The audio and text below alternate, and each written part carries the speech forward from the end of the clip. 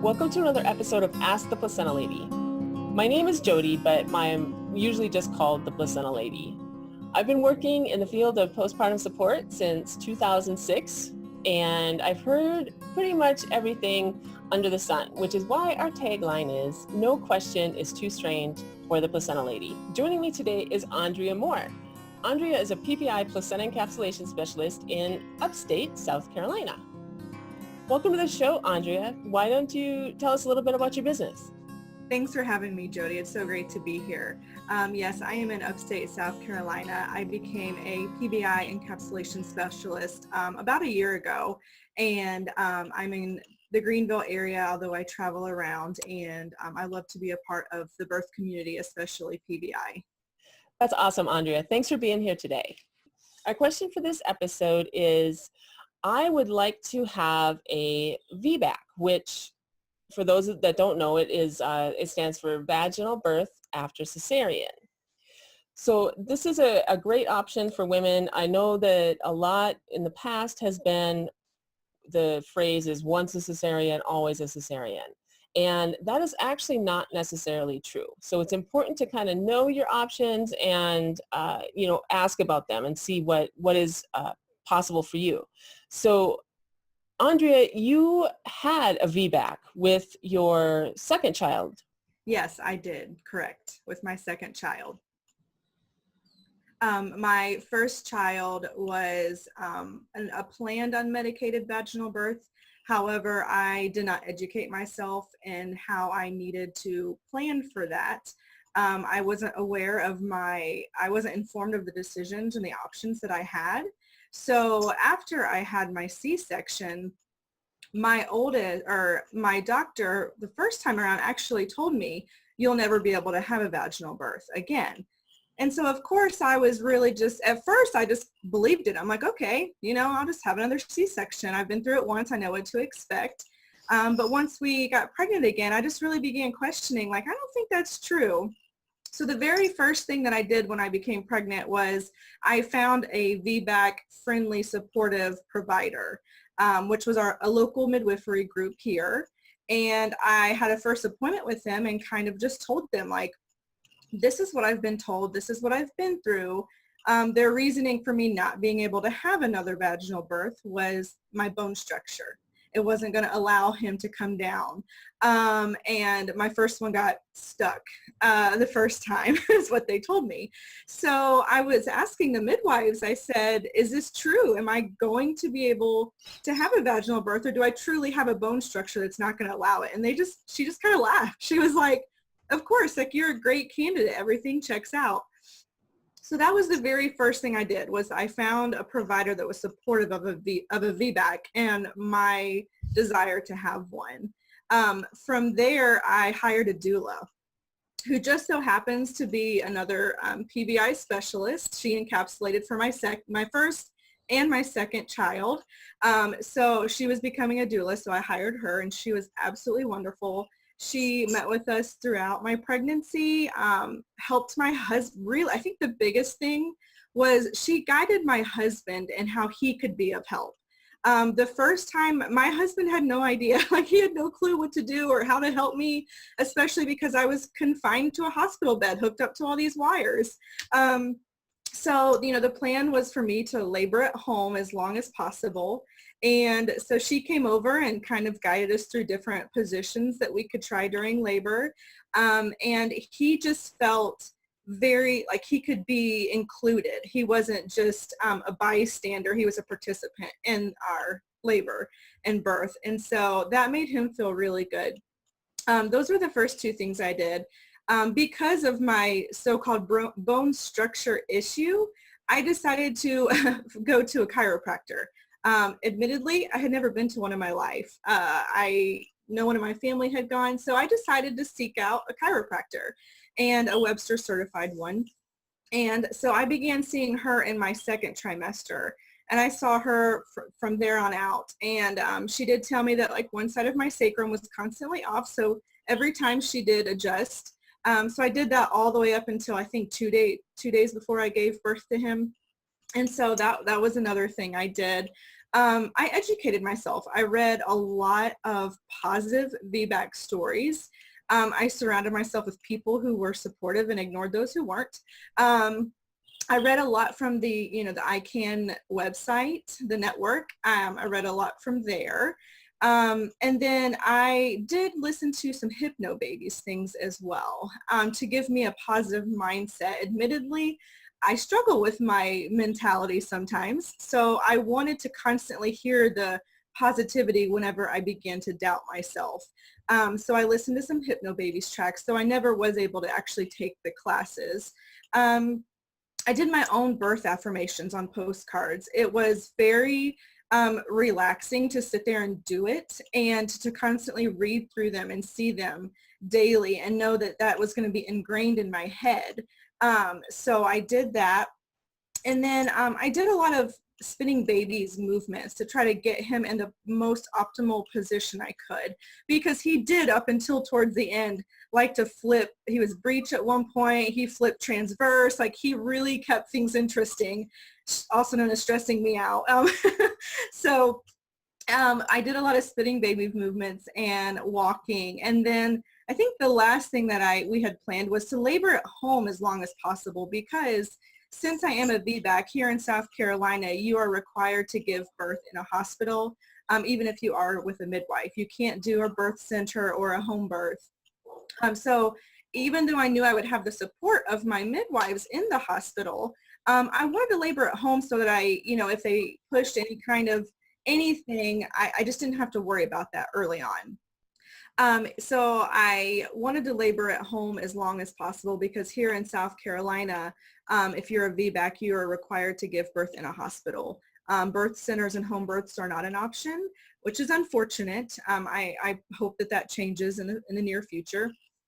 So I did, even though I would have the support of a doula and knowing that my midwives were there for me, I also just know that a hospital setting in general, there are also nurses there and other people who might push things that you, especially if you're in transition or something and they so much as mention epidural, and that sounds appealing and you don't want that. So I labored at home until I hit transition. In fact, my doula had to force us to leave because I was like, nope, I'm not going anywhere.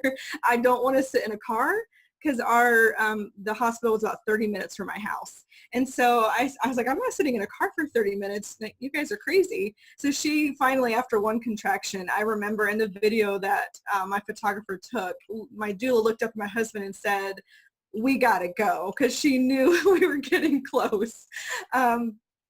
It's funny that that's videotaped, but so we got to the hospital when I was 7 centimeters dilated, and he was born about an hour after we got there. The birth itself wasn't exactly as planned, not because of anything forced on me. It was just that unfortunately he did have a nuchal cord, which is very, very common, and most of the time is not an issue at all. For him it was. It was compressing his neck and his heart rate was dangerously low. It got kind of scary for a while. But the whole time I felt very supportive.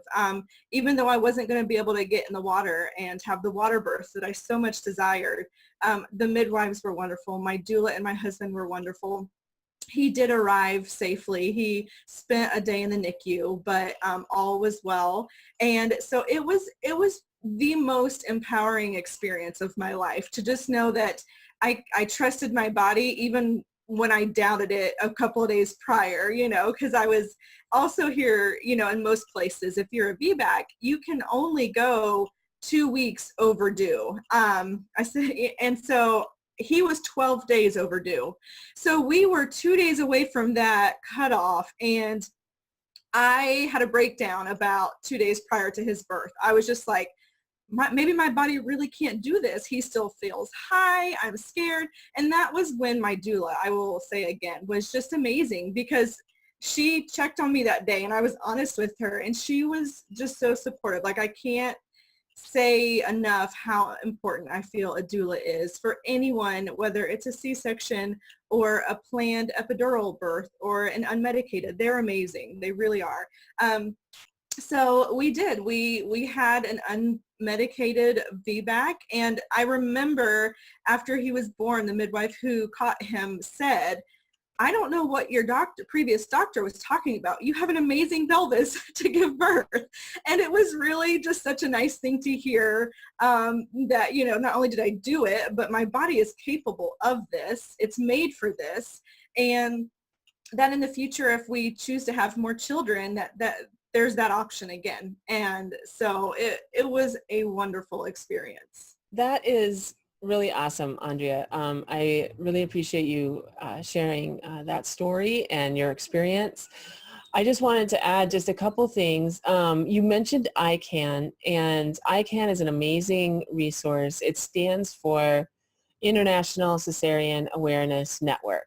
And for those watching, you're going to have an ICAN chapter in your city and state. So just Google that, look them up, and if you've had a cesarean birth and would like to talk to other women who have a similar story and kind of process that, a lot of different emotions come up around that. And sometimes you just need to talk to somebody about your experience and just get, that kind of camaraderie and support and, even validation.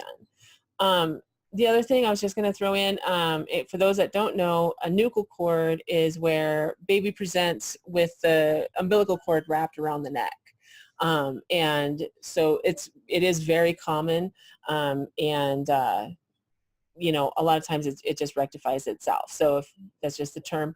And then the other thing that I really appreciated you mentioning was, yes, the doula, and also the positive birth affirmations and, somebody just telling you that your body works and you can do this. It makes an incredible difference for birthing people to just hear that you can do this and you're not broken. And, if you're around or surrounded by people who are unsupportive of your desires to attempt a VBAC, then I would definitely, seek out a birth doula, and Hypnobabies has and hypnobirthing is another wonderful option. It's a lot about that validation, the mental process, and feeling that you can do this and you will do this. And birth, like so many other things, yes, it's physical, but it's also extremely mental.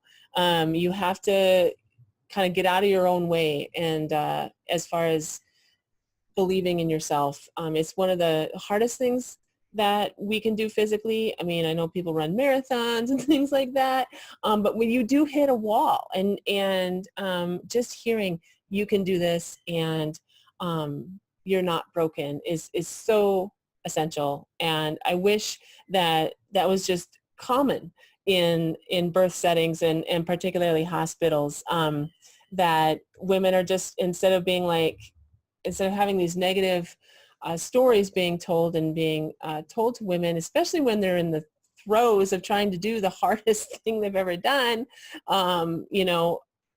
it makes a huge impact. So I really appreciate you bringing that up as well, because it's so essential. So I understand you had a cesarean delivery with your first child. Do you want to, in looking back, they say hindsight is 20/20. Do you want to kind of, explain a little bit about what your provider was saying and kind of the events that maybe led up to you having that style of birth? Yes, I would. So with my first, I hadn't spoken with many women who had given birth. So I didn't realize that once I was approaching my due date, how much they would start already pushing and mentioning induction. So I went to my 39-week appointment and she was like, all right, when you come in for your 40-week appointment, we'll start seeing how you, where you are, and start talking about induction. So I went in for my 40-week appointment, and she actually had me come in, I think, 2 or 3 days after that.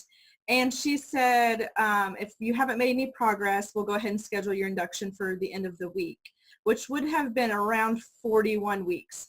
I didn't know that I had a choice. I think that's one thing I definitely wish more women knew, is that you don't have to show up for an induction if it's not medically, like if there's not something harming you or your baby, if the doctor's pushing it on you, you can say, no, let's wait a little bit longer, as long as all is well.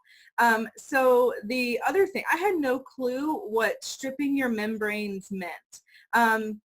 And so I went in at 40 plus something, and she was like, checking to see my dilation, which hadn't progressed really at all. And she said, let's just go ahead and strip your membranes and see if we can get things going. And I was like, okay. I mean, I was definitely ready to have my baby. I just didn't realize that waiting for my body to be ready and my baby to be ready would be so important in the labor and delivery process. So she stripped my membranes, and it was that later that day that I started having sporadic contractions. And then later early the next morning, my water actually broke. However, I truly believe my body just wasn't ready. But the stripping of the membranes agitated things enough to try to get it going. Because once I got into the hospital, they only admitted me because my water had broken. And once I got there, my labor stalled completely. In fact, she asked me what my birth plan was. And I said an unmedicated birth. And she said, oh, that's generally best the second time around. So let me know when you're ready for your epidural. So right from the bat, my body just seized up. I'm not supported in what I had envisioned in my head already. And so that's actually when my labor stalled. So then the Pitocin got started. And then once the Pitocin got started and I was laboring on that for 3 or 4 hours and hadn't progressed much, I was already exhausted because it had been about 24 hours since everything had kind of gotten started, and went ahead and gave in to the epidural. And then, of course, with the epidural, there are also some things. It can be of great benefit to those who want it or need it, but there are also downsides, and I had some of the downsides, and so did my baby. His heart rate was not doing well. So I did fully progress, and I did get to push, but that's when he got stuck, and they said that my bone structure just wasn't supportive of a vaginal birth. Unfortunately, your story is quite common as far as these things that can lead up to a cesarean delivery. What they tend to call this is a cascade of interventions, and once that starts, one intervention leads to the next one, leads to the next one, until surgical delivery.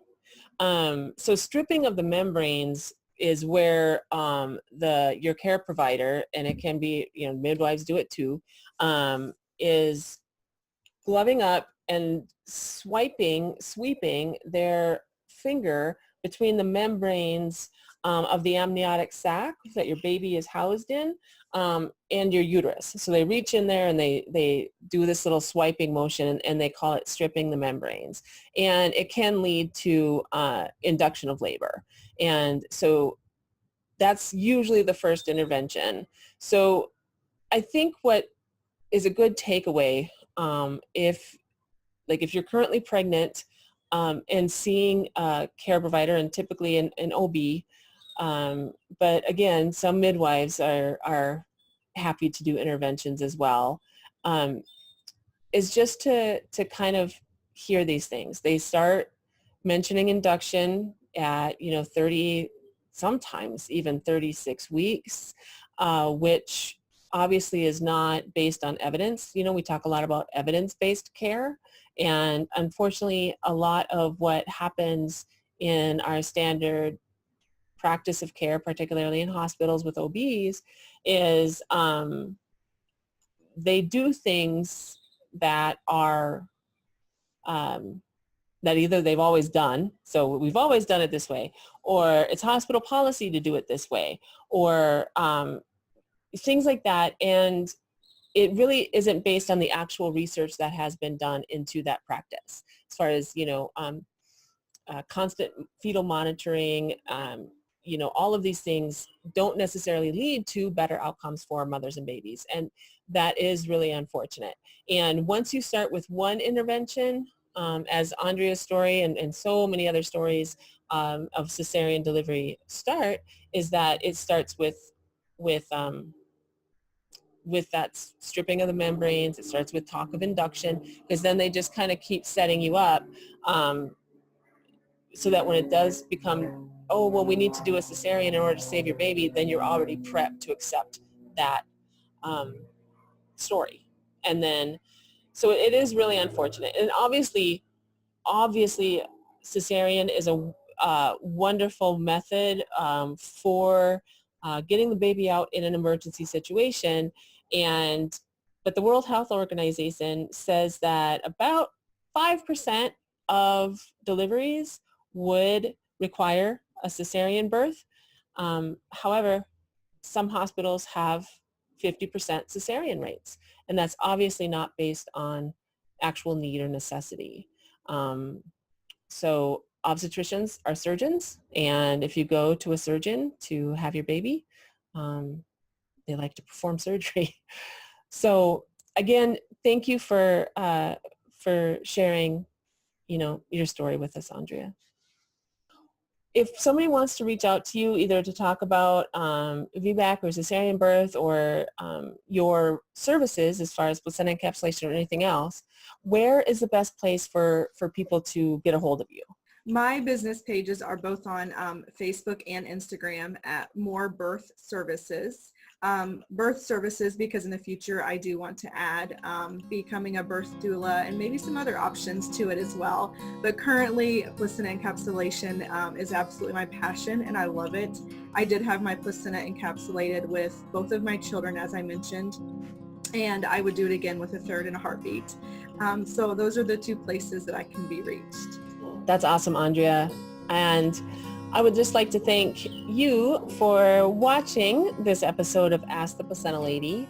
You can find us at asktheplacentalady.com. And if you are looking for a PBi Placenta Encapsulation Specialist in your area, an easy URL for that is just placenta.directory. There's no .com, it's just placenta.directory, and you can find somebody in your area to prepare the placenta for you. And you can find us on Facebook and Instagram, and I'll include those links. And Facebook, Instagram, Placenta Benefits. If you want to follow me, I'm on Twitter as Placenta Lady.